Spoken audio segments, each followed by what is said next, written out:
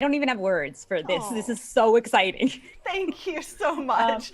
Nika has been a part of my community for a very, very long time. Nika, the stage is yours. oh my gosh, thank you so much. So since I believe I'm the first speaker of the day, so Yes. I feel like it's early in the morning for some of you, so I want to make sure that you have your coffee. Do you all have your coffee? Let me know if you've had your coffee or your tea. If you don't drink coffee, I won't hold that against you. But I want to see if you are full of caffeine. Otherwise, I could be the caffeine for you. So I'm going to give you lots of energy so that you feel alert and excited and awake. And we're going to talk about short form content, the type of videos that are going viral the most, crazy viral, thousands of views, tens of thousands, hundreds of thousands, millions of views some of these videos are getting for a lot of people. So I'm going to talk about why you should get involved in short form content if you aren't already. And if you are, why you should learn some techniques that will help improve your content even more so that you can reach more people. But before and then I'm going to give you part of my viral video formula that I've learned. So first, let me give you some context. Something happened about 2 years ago. I don't think most of you know about this. I know about it because I like to watch science news. But about 2 years ago, a lot of people in the world started getting sick with this new virus. And I'm looking at some of your faces, and it looks like some of you have heard this story. So maybe, wait a minute. Is everyone here from Earth?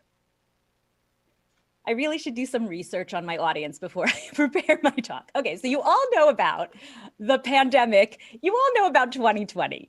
So in 2020 happened. I, at the time, was running a marketing agency. I still run the agency, and we do marketing for small businesses. One of the things that we always talk to our clients about is, in order to connect with your target audience, you need to speak their language. You need to know what they want, what they need. You need to know what their pain is. What are they going through so that you could speak to it? So in 2020, it was the first time in my life that we all knew what everyone was going through, right? Like we didn't have to guess, like, oh, I wonder if they're having trouble because they're not allowed to leave their house. Yes, we are all going through the same thing. We can all relate to everyone, except I couldn't, because what happened for me is right before the whole 2020 pandemic happened, I was diagnosed with breast cancer. And so when it first happened, it was so tiny. They said to me, you have this little tiny dot of cancer. We just have to cut it out. And then within a few weeks, a few months, you're not even going to remember this happened. It's such a routine, easy procedure.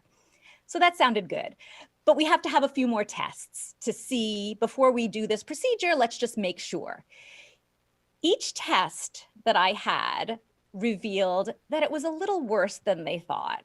So it wasn't a dot. The dot was actually a larger dot. And the next test showed it's not actually a dot. It's more kind of like fingers growing. We're going to have to remove a much larger part of your breast. Oh, this test shows that it actually is much further. There's a bunch of places in that breast. I don't think we're going to be able to save your breast. Wait, I think it actually spread further. We may have to remove, but it may have gone even further. That okay, so each moment of those few weeks for me just kept getting worse and worse. And we finally made the decision I had to have a double mastectomy. So I did go. This was before the pandemic we had heard of it. It seemed like it may come to us, but it was still early days in 2020. I had my double mastectomy. They had to remove lymph nodes from under my arm. And now I'm home recovering while they're testing out all of the stuff in me to see what the next steps are. It turns out that the next steps were, yes, we found out it actually did spread. It's much worse. You have to go through 5 months of the most aggressive chemotherapy and then months more of other things and years of medication. The day I learned all of that was really the darkest moment for me. So what I did after feeling miserable was what I typically do, which is I need to come up with something to distract me, a creative outlet, something that I can look forward to, because I'm now looking forward to at least 9 months of very tough treatments. So I started planning fun things. If I'm going to go weekly to chemotherapy, I'm going to bring a new friend each time I go, and we're going to play games and we're going to tell jokes. And oh, the party I'm going to plan for when chemotherapy is over, it's going to be a blast. I'm going to have 100 people at my house. And if I'm going to lose my hair, let me get loads and loads of wigs. I've always wanted to try out different hairstyles, different hair colors. I never had the courage to do it. I'm going to buy a dozen wigs and wear a different wig every time I leave the house and go out and see people. Then lockdown happened. So now here I am going to chemotherapy all by myself. No one is allowed in with me. Obviously, the party is not happening. I can't wear all the amazing wigs that I got out of the house because I can't leave the house. So I go to chemotherapy, I get dropped at chemotherapy, I get driven home, I sit in my house like the rest of the world, and I needed something to do. And that's when I turned to video. I had always loved video, but always had excuses that I wasn't good enough, I wasn't smart enough, I wasn't pretty enough, I wasn't enough. And now, here I am, I've lost all my hair, my eyelashes, my body looks weird, and there is no enough. Like, this is who I am. I'm gonna do something to just go on video to entertain myself and cheer myself up. And that's what I did. I started creating little videos. TikTok looked like fun. It was all just for fun. I'm gonna create some fun little videos to have something to look forward to for myself, to have some fun each day, to be creative, to take my mind off, the focus off the yucky stuff I was going through. And one day I posted a video kind of making fun of myself. Now, this is not something that anyone else can relate to, I thought. I had lost all my hair, and it was like a few weeks later, and I kept doing things, reaching for my hair. And I thought to myself, this would make a funny video if I showed all the things that I'm still doing because I forgot that I lost my hair. So I made I think a 16-second video. I posted it and I went to bed. And the next morning I woke up and I had 3,000 followers on TikTok. I had gone to bed with 200 followers. Now I had 3,000. And I went to my daughter, who was, I believe, 14 at the time, who was my TikTok expert. And I said, Ellie, what happened? And she said, oh, you must have had a video that went viral. And that was the start of me getting obsessed with what makes a video go viral.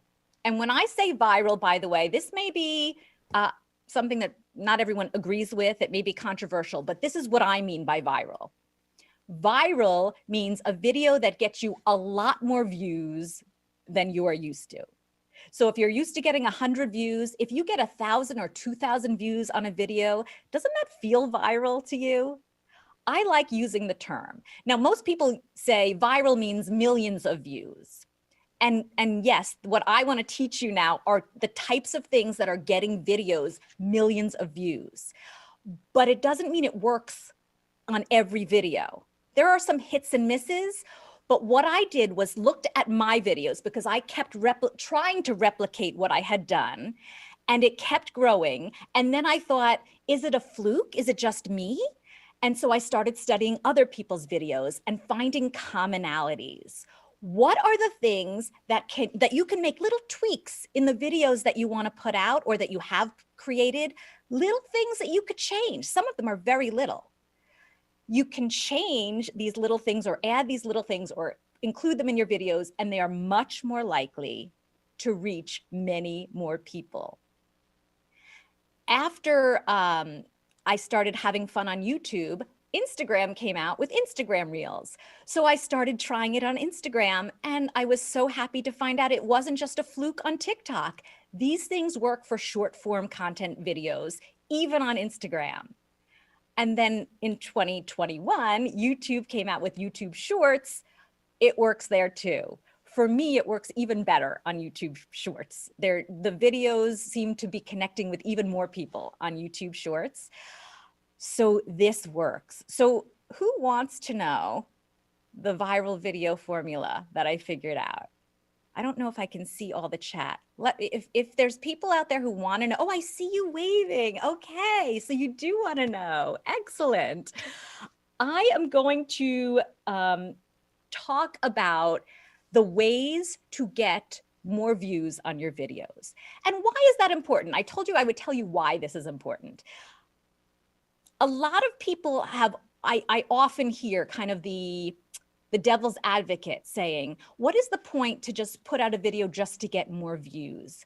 And the phrase that I've heard a few times in the last week was, you can't take likes to the bank. In other words, just because more people watch your videos or engage with them, it doesn't mean your bank account goes up. But I'm going to disagree with that.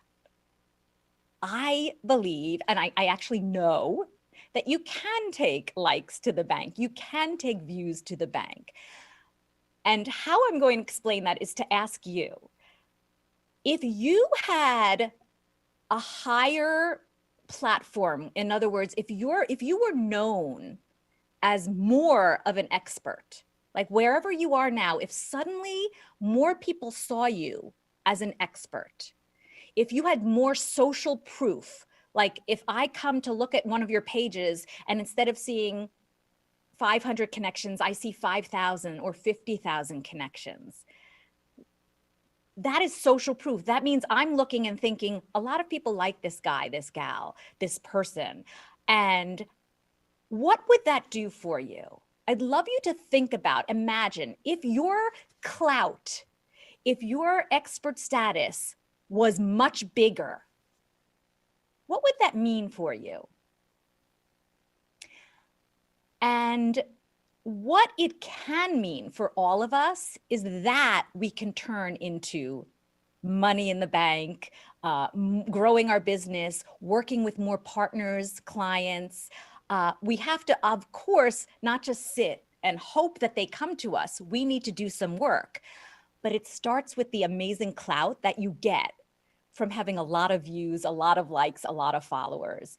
And short form content right now, there is not a better way to get new people to see you and grow your following and your likes and your views. Why? Mostly because the platforms are showing your content to people that are not already following you. So if you put out an Instagram post, your followers may get notified. It may show up in their feed. If you put out an Instagram reel, Instagram says, I'm going to show this to lots of people who I think might like it. We've never had this opportunity before to have the platforms say, I'm going to show this person's content to who I think might like it. The algorithm saying, I think these people may like Joe's video. So I'm just going to show it to them. These people don't even know who Joe is yet. Instagram is going to show it to them. So get involved in short form content. So let me tell you a few of the parts of the viral video formula that I am now using, my clients are using, and it is taking people from a few views to tons and tons of views. And I put out a video 2 days ago that is this morning hit 1 million views. But a video I put out yesterday, the day after I put out that video, has only reached about 1,000 views. So it doesn't work to get you millions of views on every single time, but it definitely gets you a lot. First of all, it raises your chance of getting a lot more views, and it gets you more views than you've gotten before. And here are some of the things you need to know. the first thing is going to be extremely surprising to all of you, but short form content, in order for it to be more viral, it needs to be short. Write that down. And what I mean by that is short form content is a vertical video under 60 seconds, but the shorter it is, the more likely it will go viral. All of the videos that I've studied, they are short. Now, it doesn't mean a longer video of 60 seconds could not go viral, but we're talking about, for the most part, if you'd like to give yourself a better chance, 16 seconds has been the sweet spot for a lot of people. 16 seconds was my first viral video and several more of them. 16 seconds. Part of this is math. TikTok, I believe, and some people talk to people who work in the algorithm, but we don't know for sure. This is just from studying and what we see is working. The math is showing that up to 15 seconds, in order for the algorithm to decide that it's a good video and they're going to show it to more people, people have to watch close to 100% of your video. So if it's 15 seconds, people have to watch about 15 seconds for TikTok to decide that's a good video. We're going to show it to more people. When you hit 16 seconds, the algorithm says people only have to watch about 60% of that video for us to think it's a good video. We should put it out more. So if you think about the math, you need people to watch less of it if you go to 16 seconds. So that's really a fun thing to think about. But many videos that are 9 seconds go crazy viral because you have the chance to, people only have to watch for 9 seconds. That's a very short period of time. It isn't with our attention span these days. The shorter, the better. So many of my clients were saying, I was looking and they're like, these are amazing videos. These are so creative. You're taking a lot of time to create this 58-second video. It's full of comedy. It's full of cleverness. Why is it not reaching a lot of people? I would try to convince my clients in the beginning, make shorter videos. But they want to pack so much in.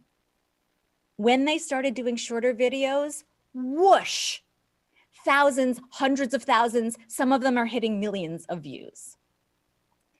Can you make a video that is short? 16 seconds or less is key. Next, the next tip that I want to say to you is you want to start your video with what I call the Nbdub method. I invented the Nbdub method. Nbdub is NBW. And what that stands for is naked bald woman. I looked at my videos that were doing the best, and they all started with something a little bit surprising. One of them started with a naked bald woman.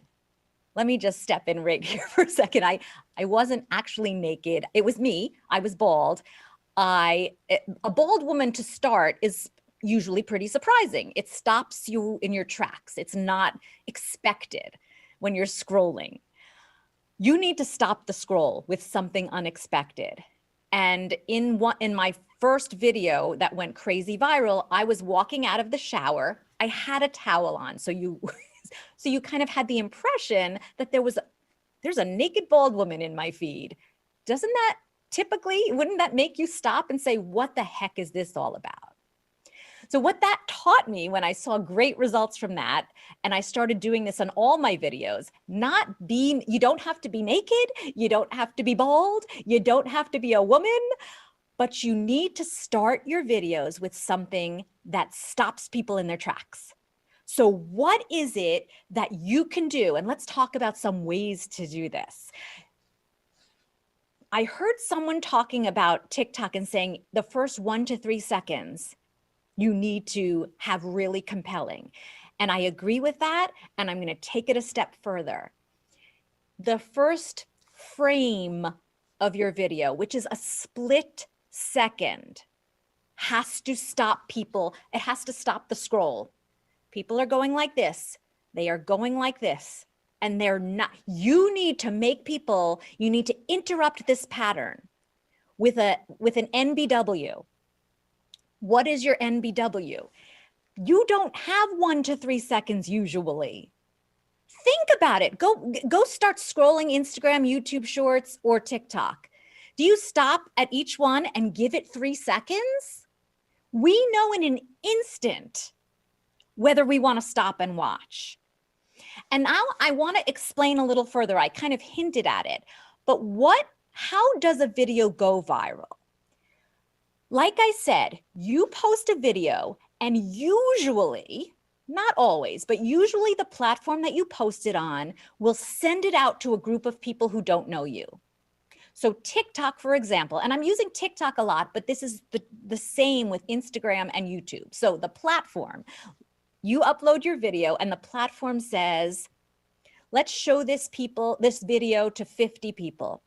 In other words, on TikTok, we're going to put this in 50 For You pages of people who we think will like this type of video based on the look, the words, the description, the hashtag. We're just going to put it into their For You page, which is like your news feed. And on Instagram, they'll put it in your reel in 50 news feeds. On YouTube Shorts, we're going to show it to 50 people. If a high percentage of those 50 people like your video, you're telling the platform this is good enough to show to more strangers who don't know you. Put it in more news feeds. What is it that tells the platform that I like your video? So your video you've uploaded, it shows up in my For You page. How does TikTok know that I like it? How does TikTok know that many of the 50 people they showed it to like your video? Either I watch a high percentage of your video. That's the first level. If I watch a high percentage of it, that's a little message to TikTok that I like your video. If I click like on your video, that's an even higher message. Oh, this person really likes it. If I comment on your video, even better. And then if I click to share your video with someone, I copy the link, I send it in a message, I post it somewhere else. Now TikTok is like, okay, this person really likes this video. So you want the first 50, and 50 is a made up number. We don't know exactly, but it's a group of people TikTok is showing this video to. We want those first people to like the video by watching it, liking it, commenting on it, and sharing it. If they do, TikTok shows it to more people. And if they like it, TikTok shows it to more people, et cetera, et cetera. So bottom line, the first split second of your video has to stop people so that they watch it. A video can't go viral and reach a lot of people if you don't stop people and make them watch it. So what is an NBW for you? What is your naked bald woman?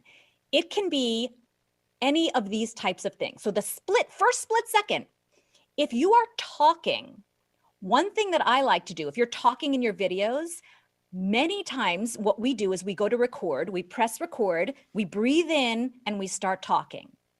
So when you're then going to post your video, my suggestion is you edit out the beginning where you're breathing in. Hello. So, hello. No, it should start, hello. You edit out until you're saying heh, heh. So as I'm scrolling, I'm already hearing hello before I even get to your video. Does that make sense? So you want the sound to start immediately if you're talking. That's one way to capture people's attention. The first sound or word that comes out of your mouth. Now, hello, as I'm saying that, is very likely not to be something that stops people in their tracks because hello is boring. So what can you say that stops people? It's a word, it could be a sound, it could be the music behind you, it could be movement. So rather than putting on a video and saying your first word, like instead of this, hello, I'm about to say what I'm going to say in my video. If instead I did, hello, or moved as I was talking, or I have the camera and I'm moving as I'm saying my first word. That's much more compelling to make me want to stop my scroll, because there's movement and activity in the first split second of your video. It could be the scenery or your appearance. For me, in that one video that went viral, the naked bald woman, I really believe it was the appearance of a naked bald woman coming out of the shower that stopped people in their tracks. And then the video, of course, has to live up to it. And I believe it was clever and creative enough that people watched the whole thing and maybe watched again and liked it and shared it. But the first split second is the scenery behind you. Unexpected is your appearance. Unexpected is their movement. Is the first sound exciting? This is what your NBW is. So think about, what are you going to start your video with? If you'd like it to go viral, get clever and create a video, but then work on the beginning. If you're going to do editing, make the beginning the best, most compelling part. If you don't stop people, you have no chance of them ever watching anything and it ever going viral. The third thing, the third part of this viral video formula, third element, is the content. And it's not actually the content. It doesn't actually matter what your content is, but as far as what it is, it has to be you. And what I mean is, there's a few things. Luria talks about this all the time. Be uniquely you. Don't try to be someone else, number one. And don't try to be perfect you. Be imperfectly perfect you, because we all are perfect. That's a topic for another time. I believe we all are perfect with our flaws, with our mistakes, with our hair not being good, with me not having hair, with us not liking the way my stomach is sticking out over my waistband, and my spots, all that stuff that we worry about, feeling awkward, not feeling like we're saying it perfect. It isn't memorized. We don't know what we're saying. It sounds fun. Excellent. The more raw, real, and authentic you can be, the better. And let's add to this. The more vulnerable you can be, the better. So in other words, if you can create a video that shows off something that a lot of people will say, I wish I had the courage to say that, it is likely to reach more people. So isn't it cool that you not only don't have to be more, you actually should be exactly who you are right now. Exactly. You do not wait a moment longer because you are ready this second. And the last part of being you is be relatable. So what parts of your life are relatable? And I have something that has become clear to me more recently, and I think it's shocking. When I created my first video that reached a lot of people, like I said, I was doing it for me, and then I was so delighted that many people were saying to me, your videos are touching me and inspiring me and helping me feel more courageous, feel more positive. That was such a beautiful thing for me. But even weirder to me was that people said they related to my videos. I created these videos with no hair, no breasts, talking about losing a lot of things about who I was. And most of the comments, and there were thousands and thousands of comments, most of them were things like, oh, this is so me. Not, I'm also going through chemotherapy, or I also lost my hair. But they related it to something. Like, I always reach for my glasses, but they're already on my eyes. Or because it's the summer, I keep reaching for the long sleeve, but I forgot I'm always wearing short sleeves. Like, it was relatable, even though the specific wasn't something that other people, I thought this was just for me. But it reached so many people on different levels for different topics.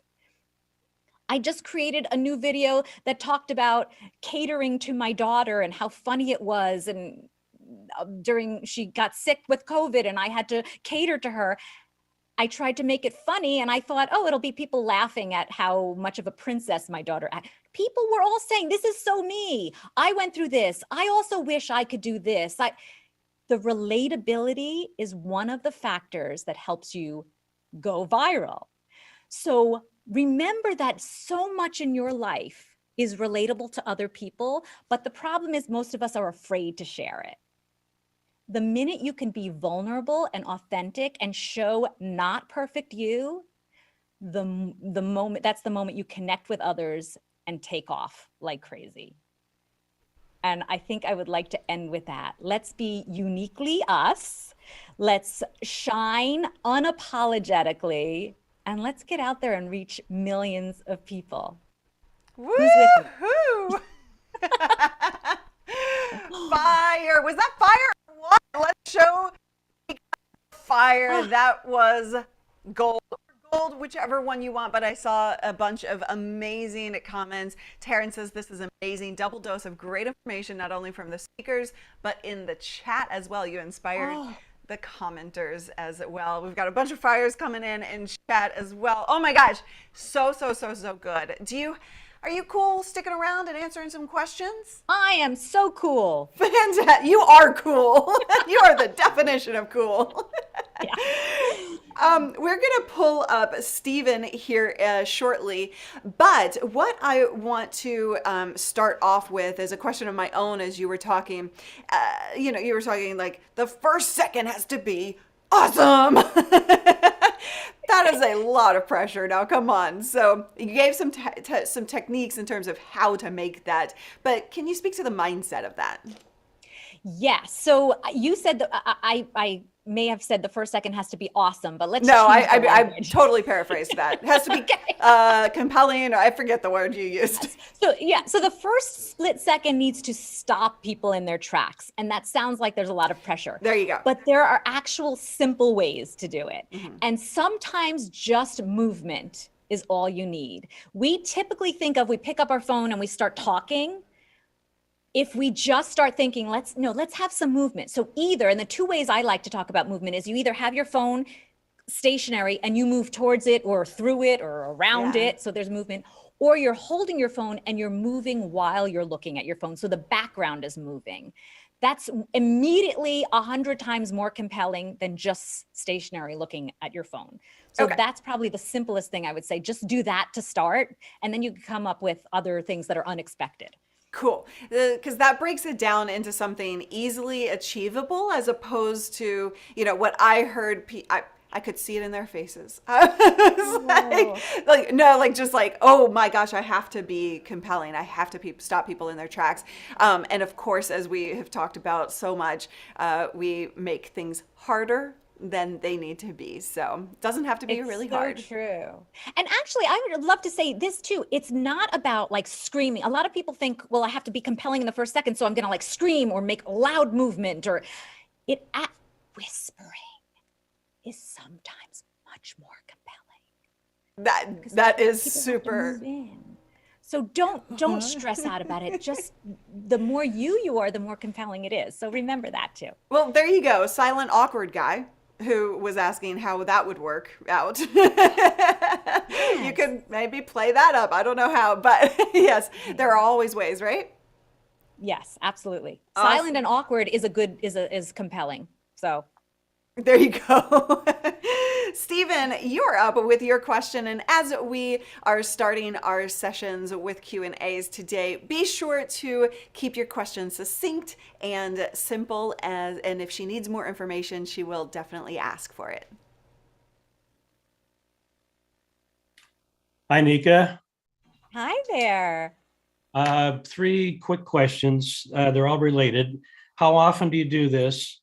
Can you do a series, like series 1, 2, and 3 with a culmination? And lastly, is this an end game, or can you direct them to your website or email, or so you can build your email list?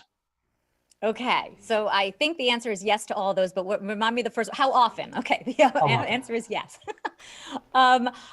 In the beginning, when you're growing a new channel, it is recommended to do it at more often than less often. So whatever that is for you. And the reason to do it, to post more videos, is for you to learn what is attractive to your audience. And so for me, I usually will post a few videos a week, and that feels like just enough for me. I would love to do one a day, but I could do that when I was going through chemotherapy and I had nothing else to do. But now I actually am feeling healthy and working and taking care of my family. A few a week is a lot. So a few a week, I think, is a really good number to think about, but more in the beginning, so that because one of the elements of going viral is to do more of what is working for you. So look at what is working and do more of it. You don't know what is working until you do enough to see the metrics. So, which is one of the big reasons to do a lot in the beginning, so that you then narrow it down to do more of what is working. That leads to your second question about doing a series. Absolutely. In fact, when my first video got a lot of views, my 14-year-old TikTok expert said to me, do a part 2. And what she was saying to me was, look at what's working and do more of it. I hadn't planned a series, but because something went really well, I did a part 2. Part 2 is the video that now has about 116 million views. So look at what's working and do more of it. And you can plan a series. And if you then say, part 2, make sure you watch part 2. If people like part 1, they will be more likely to come back to your channel and follow and want to see part 2 and 3. So yes, great idea. Is it an end game? For most people, it isn't. For some people it is. There are reasons to have this be all of it. But yes, for me, it's always been, growing it now has always been about building my status as an expert, and then having people, connecting with partners.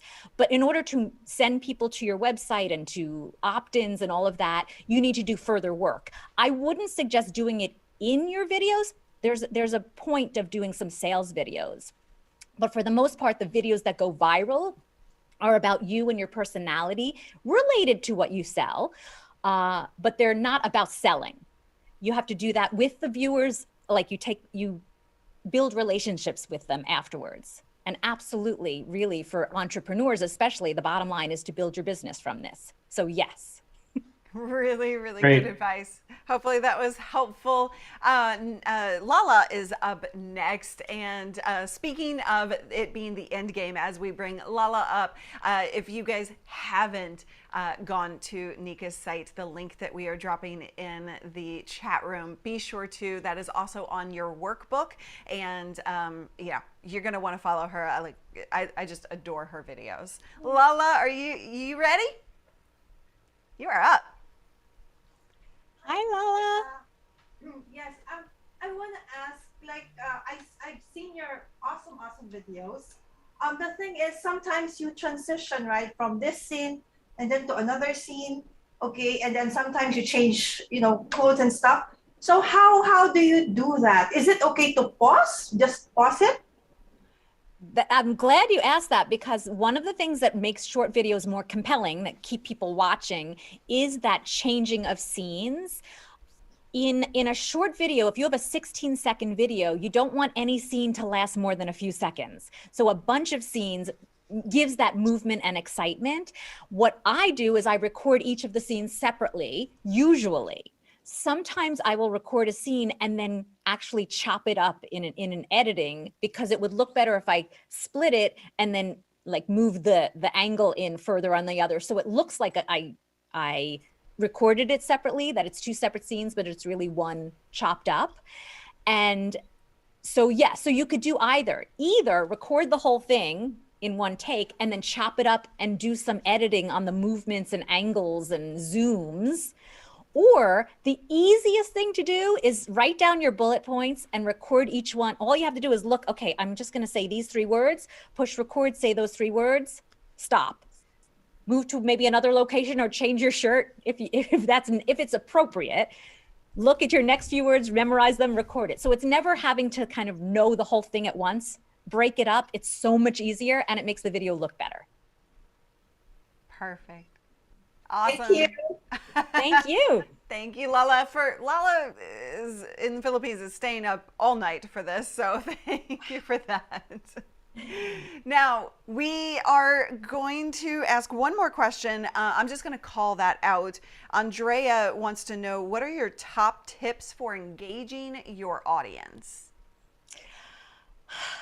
It depends on what you mean by engaging, because engaging, as far as telling the platform to show it to more people, you want people to like it and comment and share. In order to get that to happen, you want to make just a video that follows a lot of the tips of the viral video formula, because it's more likely to reach people who will like it and comment and share.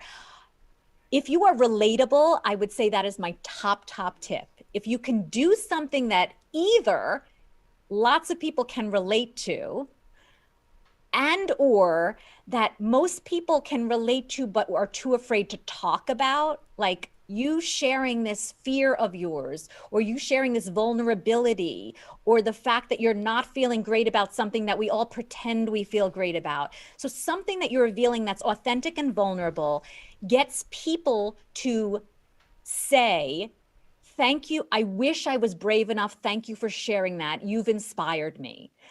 That being you, raw, real, and vulnerable has been one of the top ways that I see when I'm studying all these videos.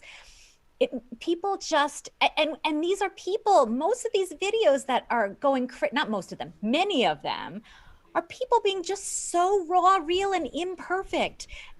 It gets so much engagement. So just be you, and you're ready now, wherever you are. That is such a, thank you so much. Such fire came in today from her. You guys, let's give her some massive props. Thank you so much, Nika. You have really brought it this morning. Thank you. Thank you so much for the invitation. Have a wonderful rest of the day. You too, everybody. Hype. Speaking of hype, what we're going to do right now is have a little friendly competition between our Zoom rooms. Those of you in room 1 versus those of you in room 2. And what you're competing for is your moderator. Wait, hold on. Yes, I was just reading my notes, making sure.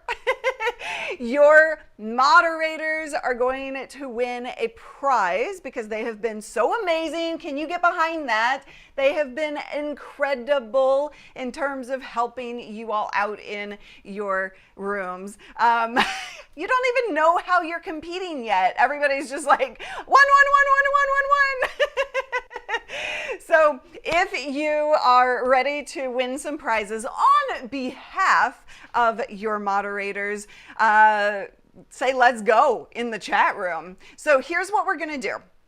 We're going to start with room number 1. And room number 1, you guys are going to all have to unmute. We're going to give you an unmute option. You're going to hit the unmute, and then you're going to shout the loudest when I give you the code, okay? Or the cue. Woo! All right, you can now unmute. Hold on, I haven't told you yet. Now come on, follow the rules. John.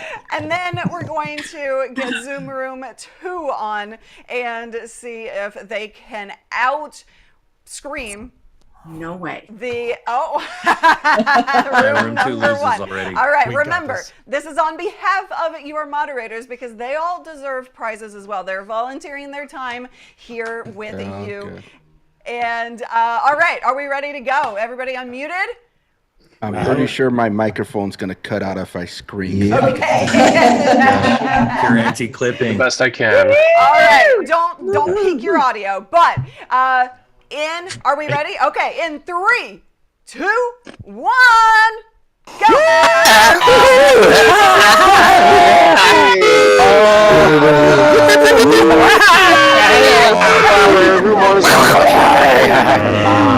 Okay.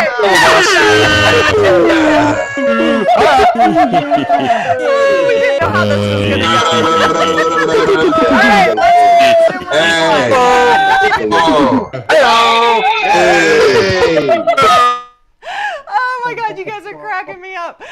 Now, Zoom Room 2, you are ready to compete. Can you beat Zoom Room 1? Can you beat your competitors?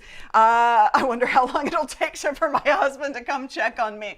Oh, that's going to be a good one. Yes. All right, Zoom Room 2, you are getting the cue to unmute. Go We ahead are ready. and unmute. And on Let's my do this. cue, Let's we're go. going to try and get Here we go. our moderators to bet a prize. Are you ready? Yep.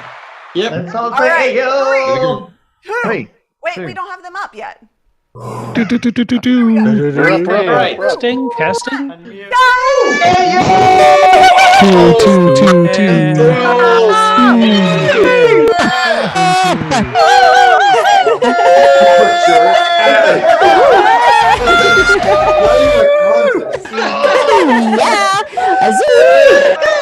Zoom Go, go, go, go. now.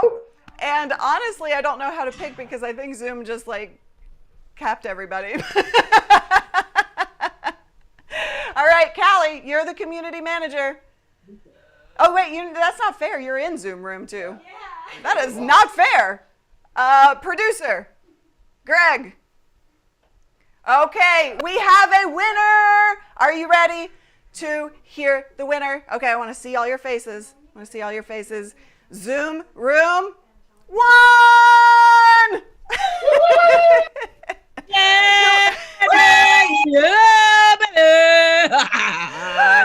You guys, hype, hype, hype. Your moderators have just won a prize, and I'm going to pick that here shortly and let them know. But we do have our next guest ready to go. As you can see, David's like, what are you doing? Like, I don't know what I just walked in on, but I don't think I'm in the right place.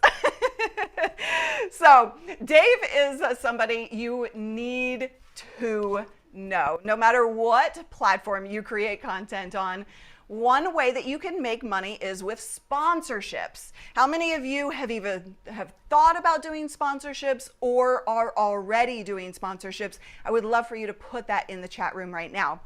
And that's essentially where brands support your content to get in front of your audience. And if it's done right, it can be a win-win-win. A win for your audience because they're getting a discount or access to a product that they want. Always put them first, by the way, because if you don't, you have the ability to make money if you don't put them first, you are going to not have the ability to make money from that experience, right? It's a win for the sponsor because they're getting in front of their ideal customer, and it's a win for you because, well, you're making money. And 2, you've just made the company and the audience super happy. So I've been doing sponsorships for 16 years and I have made all kinds of mistakes. I've had some great success with it. And in that time, I have never known anyone who has more data and more knowledge when it comes to how sponsorships really work best and how to optimize them. Then my next speaker, Dave Whiskes. He doesn't have 1 million subscribers on YouTube. Instead, he works behind the scenes representing some of the biggest names on YouTube like MKBHD, some speakers coming up, Gerald Undone, Epos Vox, Renee Ritchie, and lots more. So are you ready to figure out how to implement or optimize sponsorships? Let's give him some hype. Throw the hype, everybody. Yes, let's give him that. And Dave, the stage is yours. I had to turn the volume down. I was worried everybody was going to scream again. I didn't know what to expect. Hello. Appreciate the intro. Yeah, I'm, as Luria said, I'm a shadowy figure. I work in the background. I help creators do things to build their business. Sponsorship is one of them.